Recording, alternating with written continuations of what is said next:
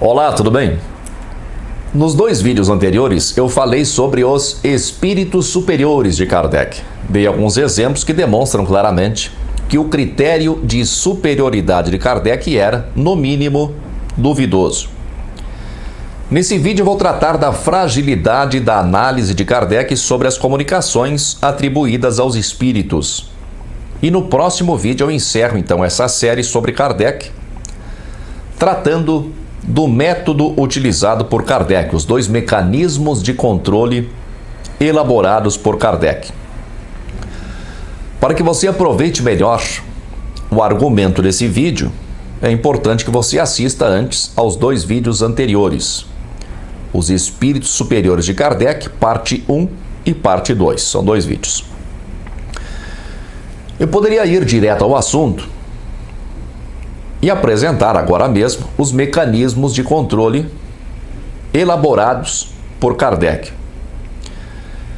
Mas se você não conhece o contexto em que Kardec vivia, o pensamento cientificista vigente na época, segunda metade do século XIX, e as motivações que levaram Kardec a estabelecer o seu método, abordar o assunto imediatamente pode não ser uma boa estratégia.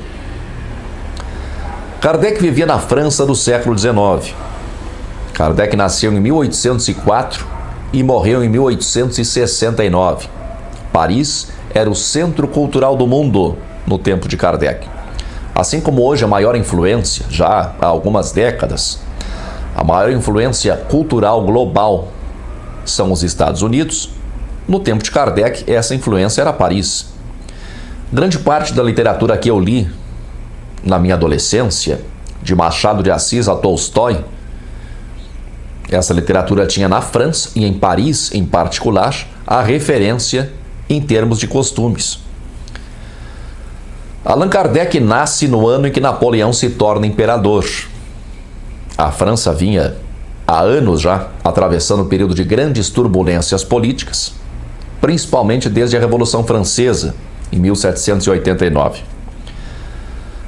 Kardec viu a queda de Napoleão, Kardec viu a restauração, a perda da Batalha de Waterloo por Napoleão, o governo de Luís Filipe, que durou 18 anos, a Segunda República, o Segundo Império com Napoleão III, que era sobrinho de Napoleão Bonaparte. Durante todo aquele tempo em que Kardec se dedicou ao espiritismo, que ele passou a viver para o espiritismo, durante todo esse período Paris estava em grandes obras, naquilo que entrou para a história como a Reforma Urbana de Paris. Outros chamam de a Reconstrução de Paris.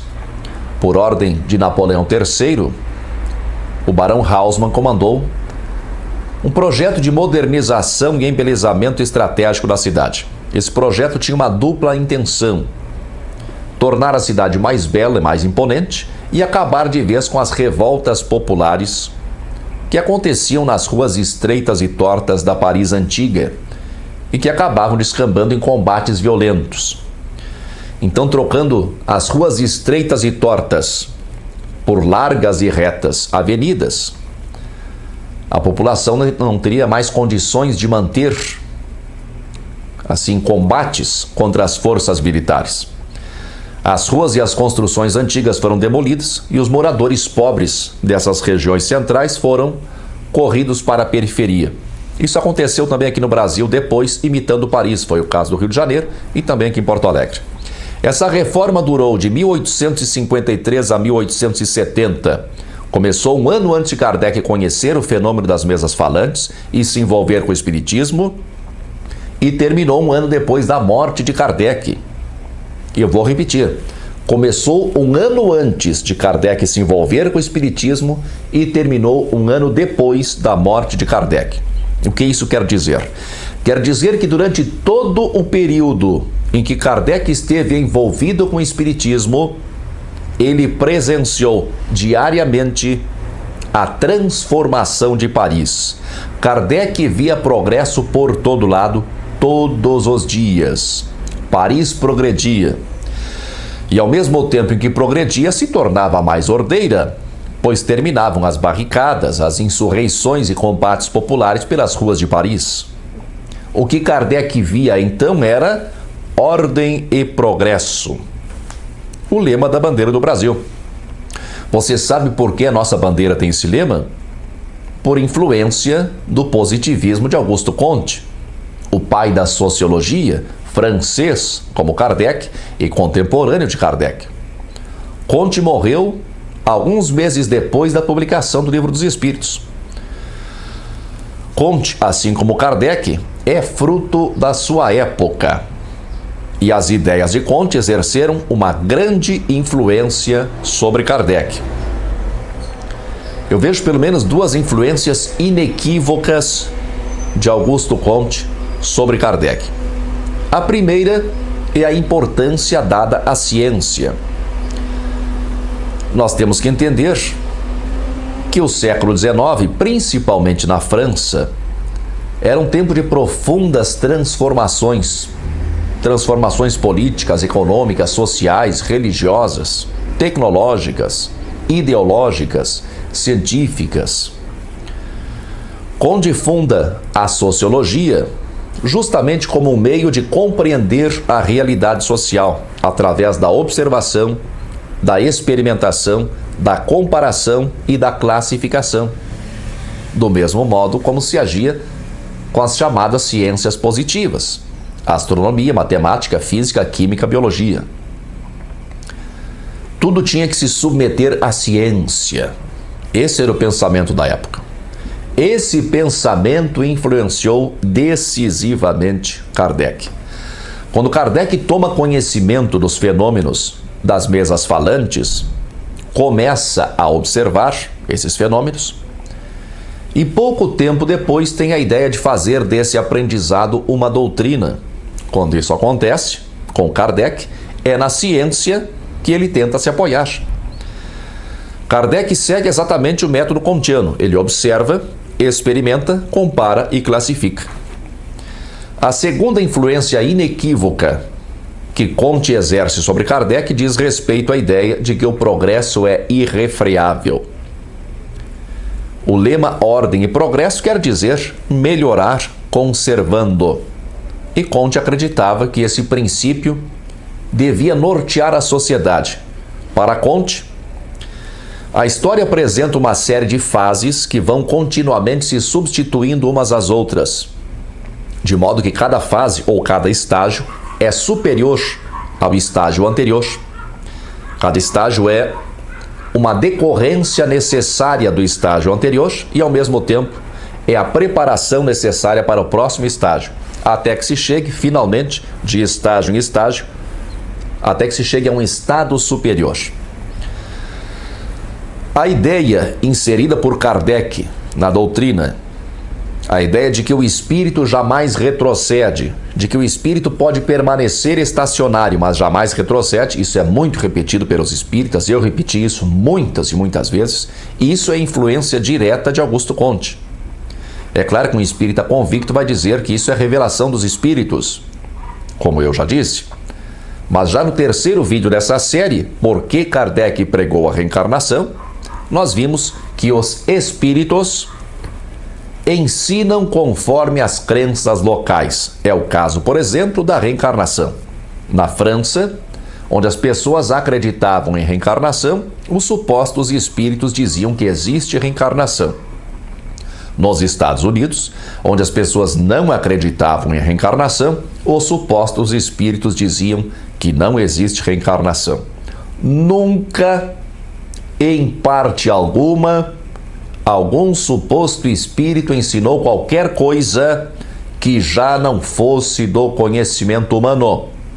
E mais do que isso, os supostos espíritos só ensinavam aquilo em que as pessoas já acreditavam. Ou seja, é evidente, pelo menos para mim, que não houve nenhuma comunicação de espíritos.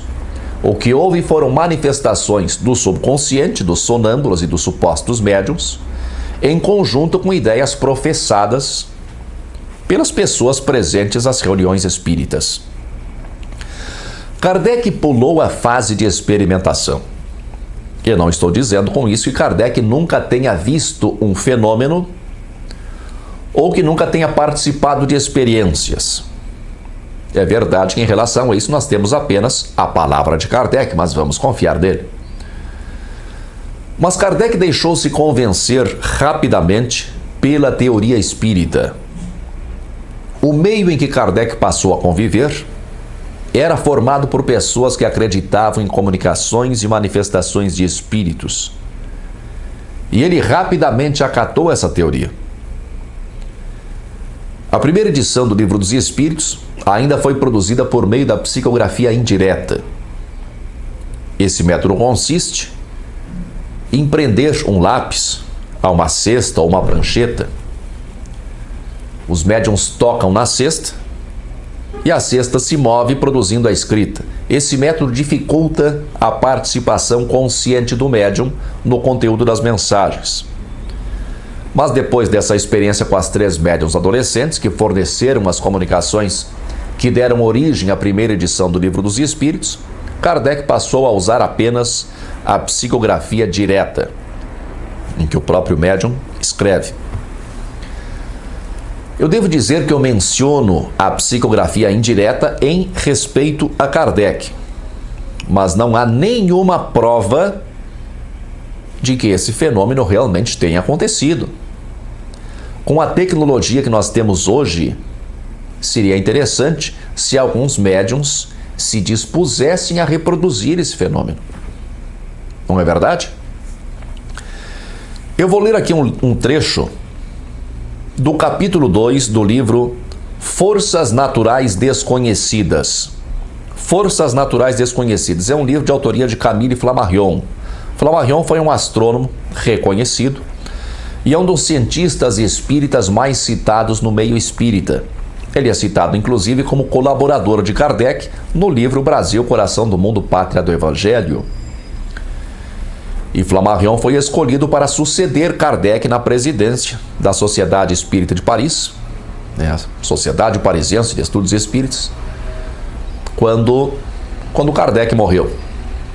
Flammarion recusou esse convite e deu um discurso no enterro de Kardec que foi parcialmente reproduzido pela FEB na edição das obras póstumas de Kardec. O capítulo se chama, esse capítulo que eu vou ler uma parte dele, se chama Minhas Primeiras Experiências no Grupo de Allan Kardec e com médiuns daquela época. Começa assim. Certo dia do mês de novembro de 1861, passando pelas galerias do Odeon, eu notei uma obra cujo título chamou-me a atenção. O Livro dos Espíritos, de Allan Kardec. Comprei-o e o li com avidez, pois vários capítulos pareciam-me estar de acordo com as bases científicas do livro que, então, eu estava escrevendo, A Pluralidade dos Mundos Habitados.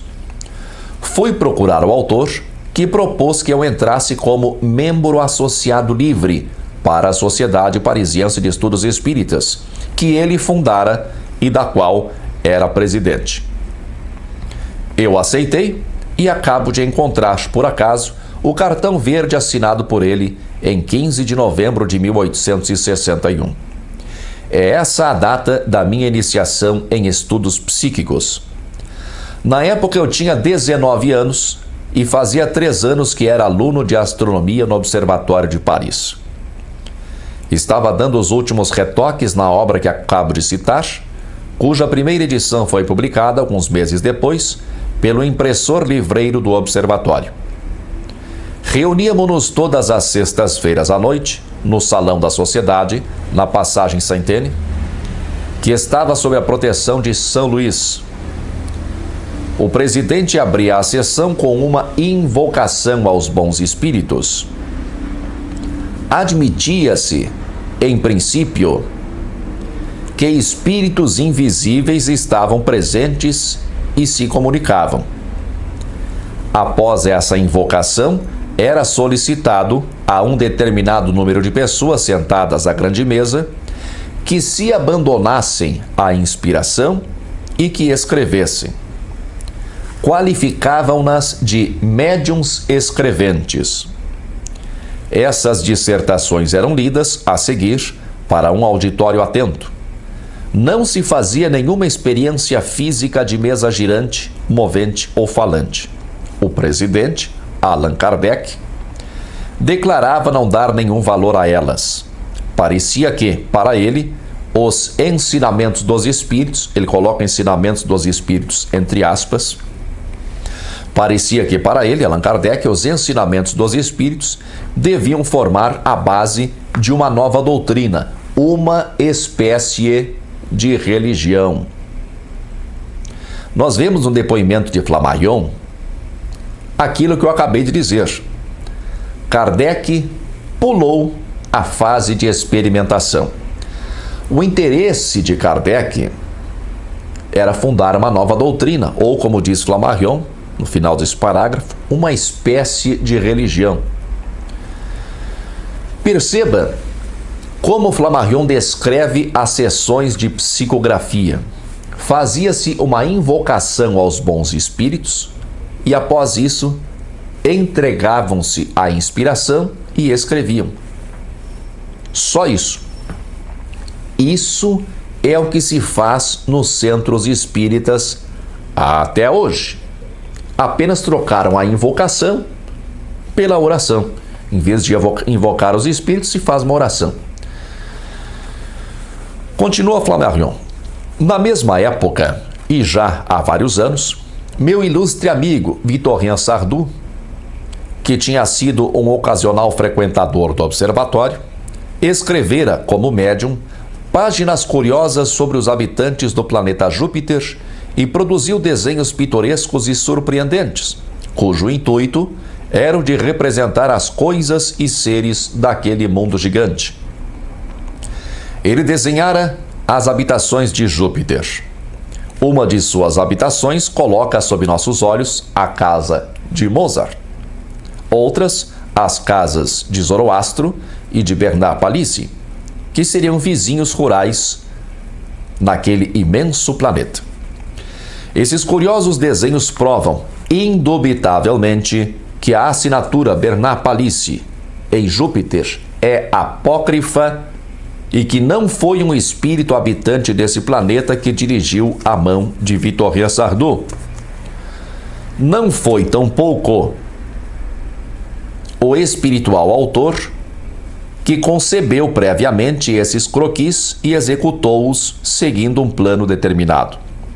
Ele está se referindo a Victorien Sardou.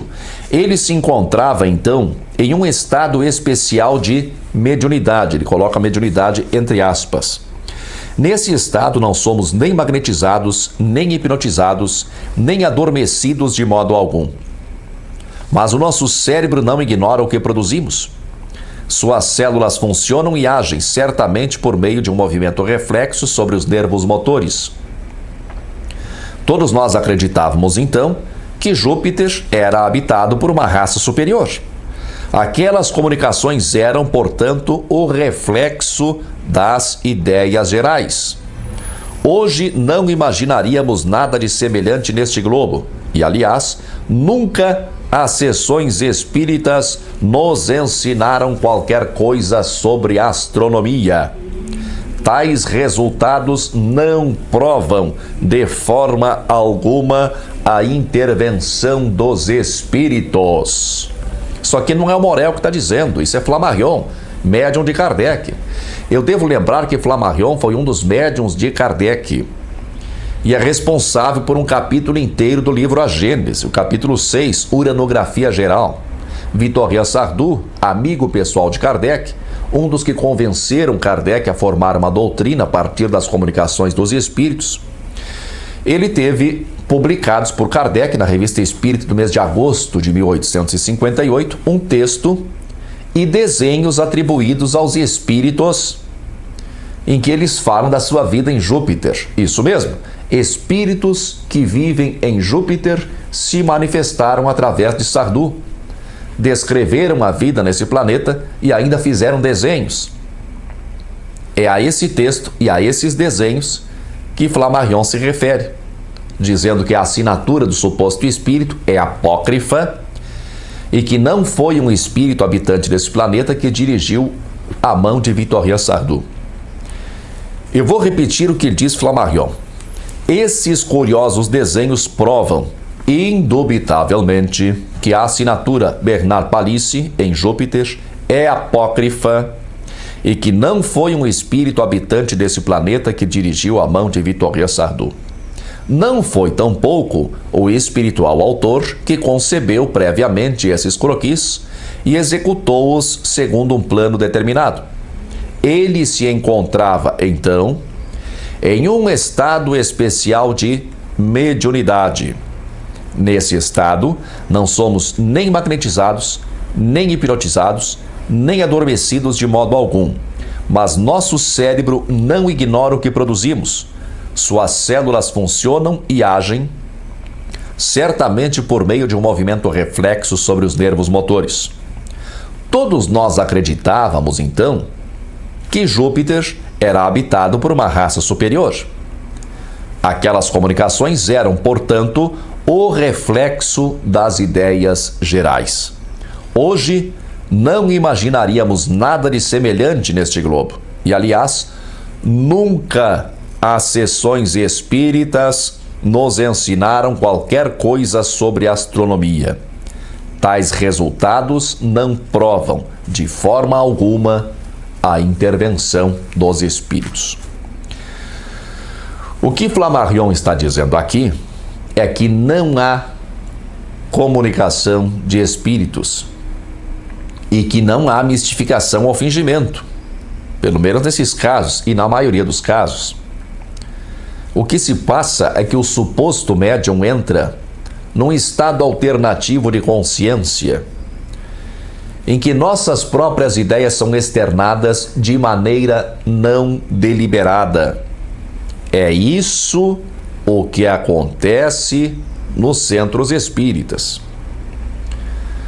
Os supostos médiuns entram num estado de relaxamento e começam a externar as suas próprias ideias, acreditando, em muitos casos, que estão externando ideias de espíritos. Isso não quer dizer que esses supostos médiuns não tenham poderes psíquicos ou poderes paranormais, como queira, que os permitem perceber as influências presentes no local ou as influências que estão agindo sobre alguma pessoa, o consulente, a pessoa que está ali se tratando. Mas isso não tem nada a ver com espíritos. Você pode ver que não havia nenhum controle efetivo por parte de Kardec para saber se as comunicações provinham realmente dos espíritos. Essas opiniões de Sardou sobre os habitantes de Júpiter, equivocadamente atribuídas aos espíritos, formaram a base do comentário de Kardec à questão 188 do Livro dos Espíritos, em que Kardec fala sobre a vida em Júpiter. Assim foi escrito o Livro dos Espíritos e assim foram escritos todos os trabalhos de Kardec, sem nenhum controle efetivo sobre as mensagens atribuídas aos espíritos. Eu vou ler mais um trecho do Flammarion, em que ele fala como foi que ele começou a psicografar. Flammarion falando: eu também tentei ver se, me concentrando, minha mão abandonada passivamente e dócil escreveria. Não tardei a constatar que, após ter traçado barras, os, linhas sinuosas mais ou menos entrelaçadas, como poderia fazê-lo a mão de uma criança de 4 anos que começava a escrever, minha mão acabou por dar origem a palavras e a frases. Naquelas reuniões na Sociedade Parisiense de Estudos Espíritas, escrevi, por meu lado, páginas sobre astronomia assinadas Galileu. Essas comunicações ficavam no escritório da Sociedade e Allan Kardec publicou-as em 1867 sob o título Uranografia Geral, em seu livro intitulado A Gênese. Essas páginas sobre astronomia nada me ensinaram. Não tardei em concluir que elas eram apenas o eco daquilo que eu sabia e que Galileu não tinha nada a ver com aquilo. Era como uma espécie de sonho acordado. Além disso, minha mão parava quando eu pensava em outros assuntos. Se nós examinarmos todos os assuntos tratados por Kardec em seus livros, e não só os assuntos, como as expressões e conceitos abordados pelos supostos espíritos, e se depois disso nós tivermos condições de pesquisar os livros da época que circulavam na França e que tratavam desses mesmos assuntos, nós vamos constatar, sem sombra de dúvida, que esses assuntos eram tratados pelos estudiosos da época, sejam eles espiritualistas ou não. E que esses conhecimentos eram os conhecimentos vigentes na época, entre os vivos. Não tem nada a ver com revelações de espíritos. Havia ideias que circulavam entre os círculos. Circulavam entre os círculos é legal, né? Circulavam entre os círculos intelectuais espiritualistas da época e que hoje nos são apresentados como se fossem revelações de espíritos, como se fossem conhecimentos trazidos pelos espíritos. Para ficarmos apenas com o público leitor espírita brasileiro, é raro nós encontrarmos entre esse público alguém que tenha algum conhecimento, mesmo que superficial, sobre o contexto histórico-cultural em que viveu Kardec. Alguém que não sabe nada sobre o contexto histórico-cultural em que viveu Kardec vai achar que os livros de Kardec apresentam a ciência espírita ou ciência dos espíritos, quando, na verdade, se trata de conhecimentos, teorias e expressões vigentes na época. Isso que eu estou dizendo não é de forma alguma uma crítica aos leitores espíritas. Nem estou colocando em dúvida o nível cultural do leitor espírita. Eu conheço espíritas muito cultos e não são poucos. Mas muitos se esquecem de contextualizar a obra de Kardec. O mesmo acontece quando nós estudamos o Evangelho. Nós temos que contextualizar aquilo para entender a mensagem de Jesus, senão não tem jeito. É um monte de absurdos. Uma pessoa que lê o Livro dos Espíritos sem contextualizar vai encontrar teorias e expressões que não se usa mais. E vai concluir, provavelmente, como geralmente acontece, que essas teorias e expressões são próprias dos espíritos. Um exemplo de teoria que era vigente na época e que hoje é percebida pelos espíritas como se fosse uma teoria espírita ou uma revelação dos espíritos é justamente a pluralidade dos mundos habitados. Esse assunto estava em voga na época e Flammarion escreveu um livro tratando especificamente desse tema. O mesmo teor do livro dele, ele psicografa, né? Entre aspas, psicografa, atribuindo o teor desse livro ao espírito Galileu.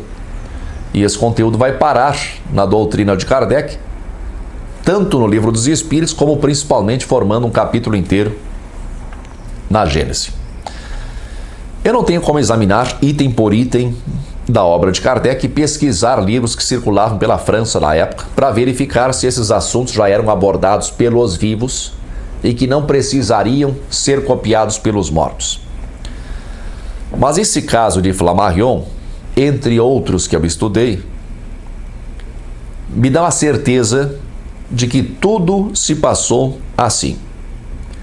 Todas as psicografias de Kardec não passam de ideias vigentes à época, que foram, de modo mais ou menos consciente, passadas para o papel como se fosse revelado pelos espíritos. Continua Flammarion. Nesses exercícios, é muito fácil enganar a si mesmo e acreditar que nossa mão está sob a influência de uma mente diferente da nossa.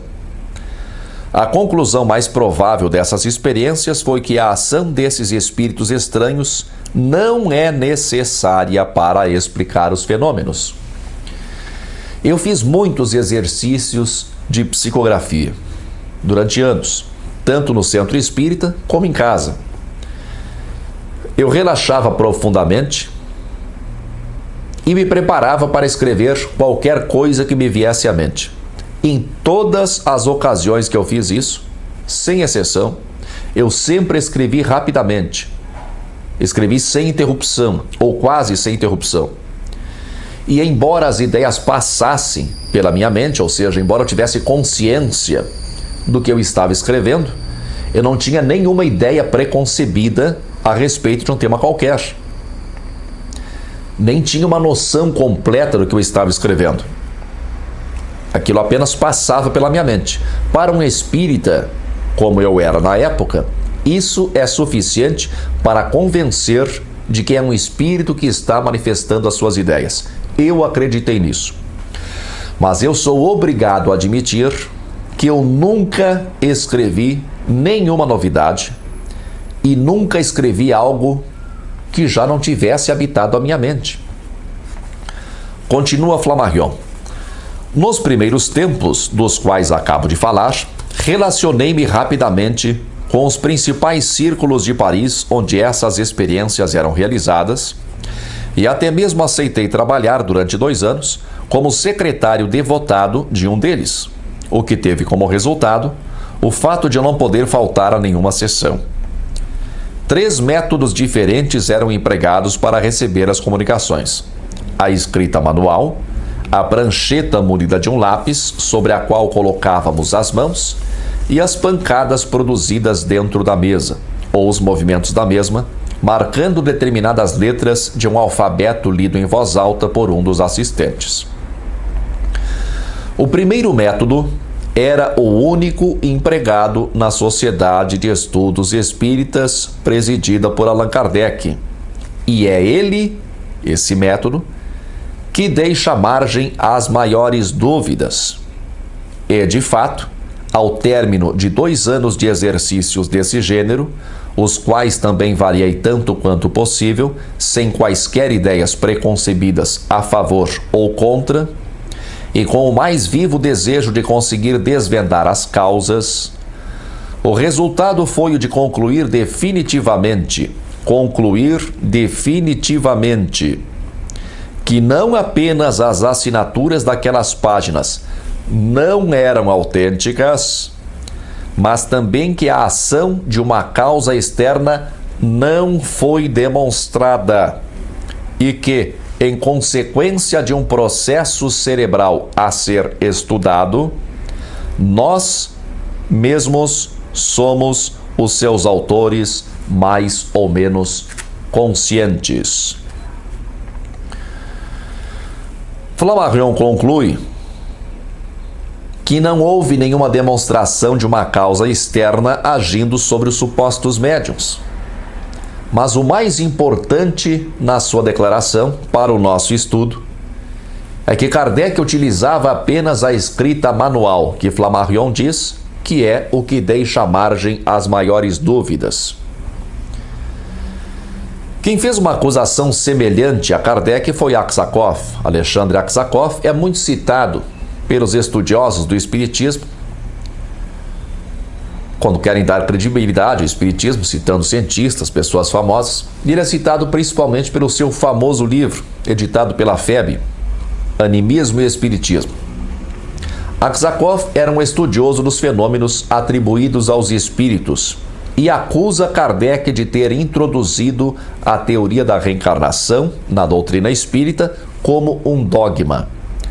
Aksakov estranhou a maneira como Kardec acatou a teoria da reencarnação, pois os espíritos que se manifestavam na Inglaterra e nos Estados Unidos não sustentavam a teoria da reencarnação. Diz assim Aksakov: para sustentar isto, ele está se referindo à reencarnação, para sustentar isto, ele sempre recorreu a médiuns escreventes. Está se referindo a Kardec.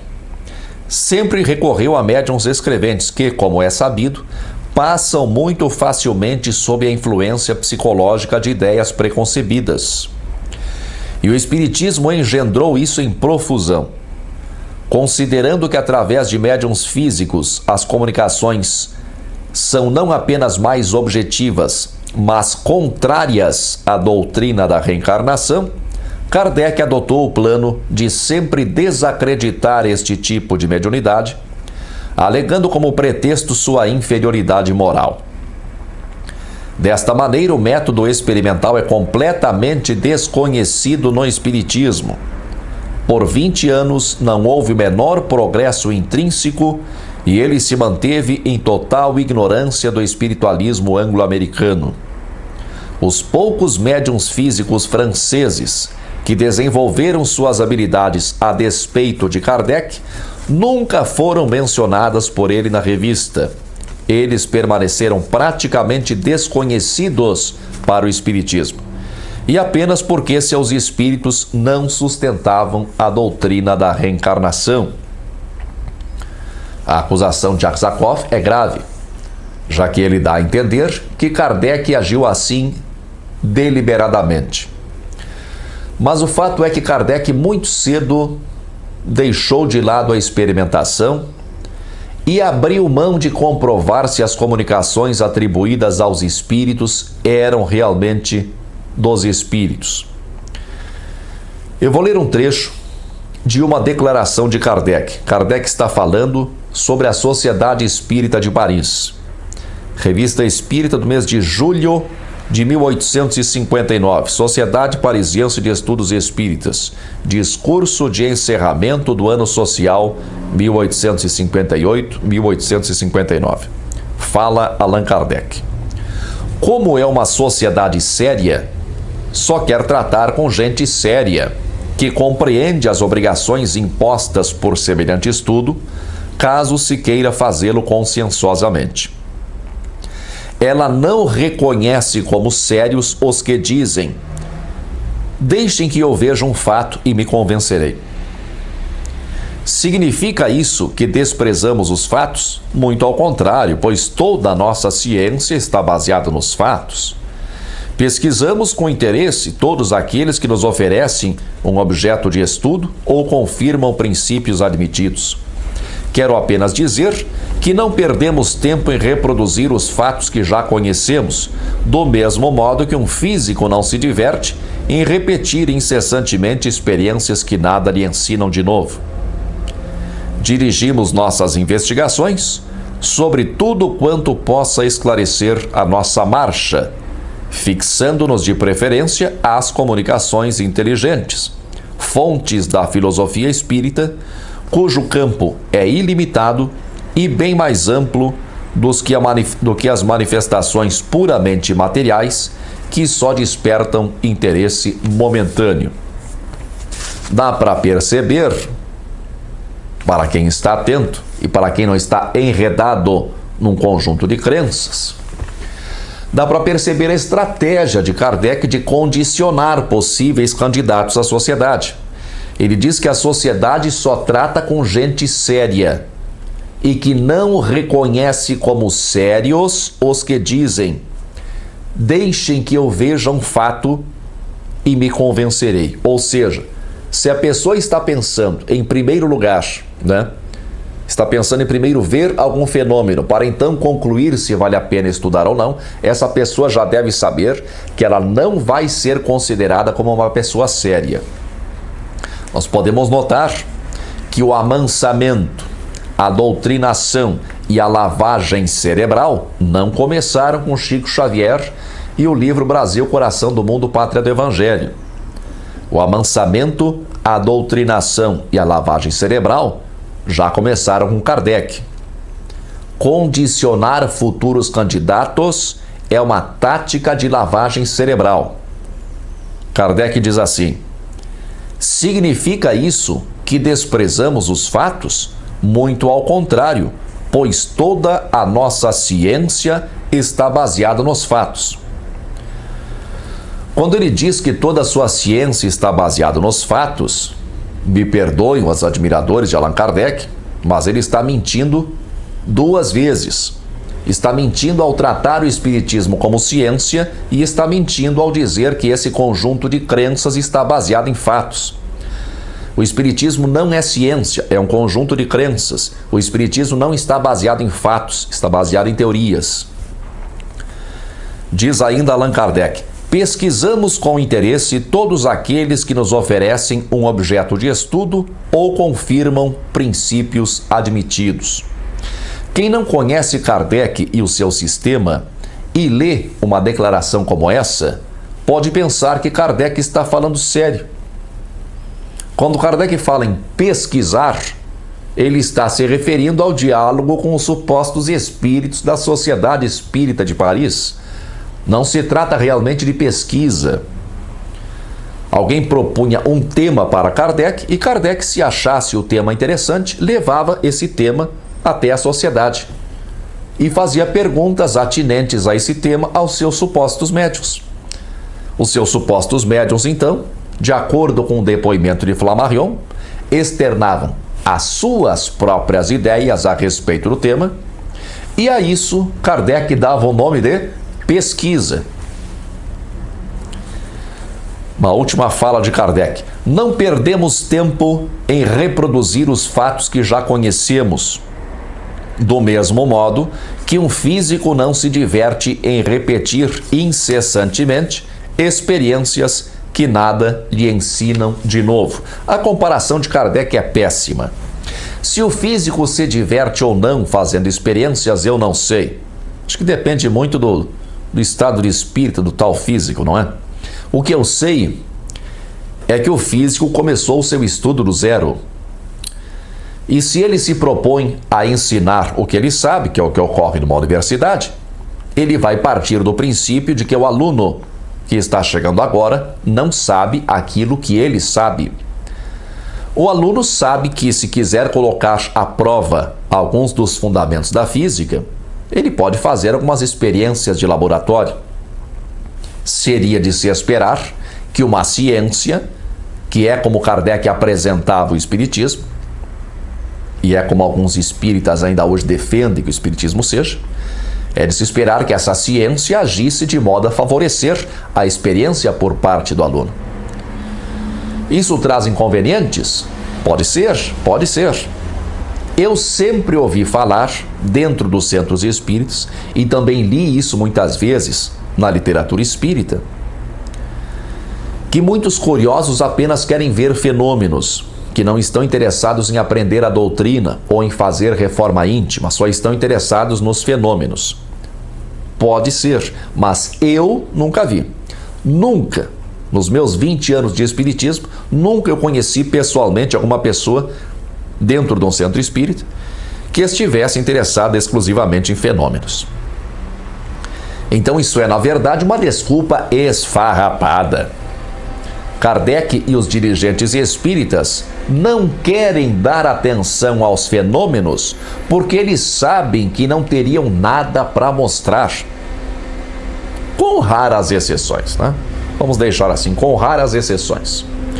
E essas exceções se referem a fenômenos que não envolvem espíritos.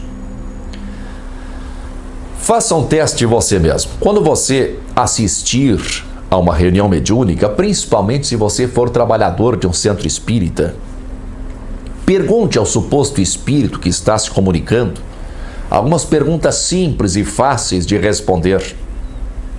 Se for um espírito que desencarnou há pouco, você pode perguntar a ele a senha do Facebook dele, por exemplo. Né? CPF não vale. Por que não vale CPF? Porque qualquer um pode ter acesso ao CPF de um monte de gente. Para revelar CPFs, números de telefone, apelidos familiares, para revelar essas coisas, basta ter boa memória. Trata-se de um fenômeno. Isso realmente é um fenômeno. É um fenômeno, sim. Mas um fenômeno de memória. Uma memória acima do comum. Não tem nada a ver com espíritos.